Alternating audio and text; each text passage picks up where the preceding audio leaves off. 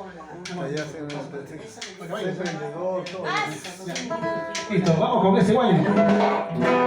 Cualquiera que tenga. No, sí hay, pero Miki. hay otros diferentes, ¿no viste? No, bueno.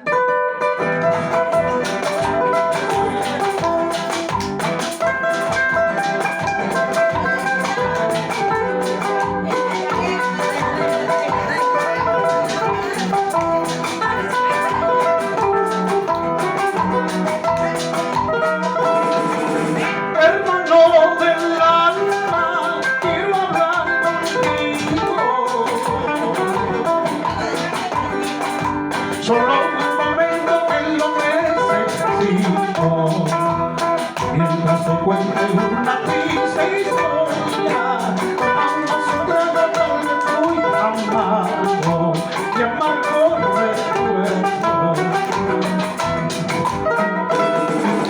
¿Te acuerdas, hermano? ¿Te acuerdas de Marta? Eras la más linda de todito el barrio.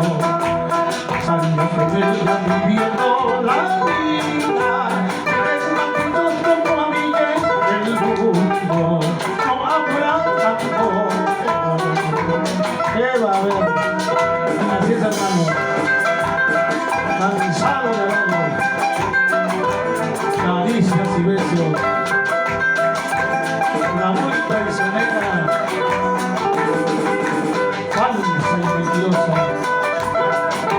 se fue de repente matando mi vida en dinero.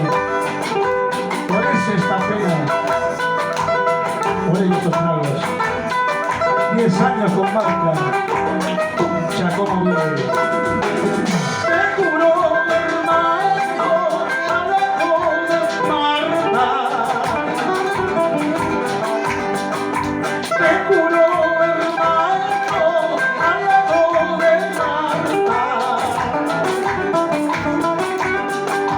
Pasen los momentos más dulces y bellos, pasando con ella como pasa el tiempo.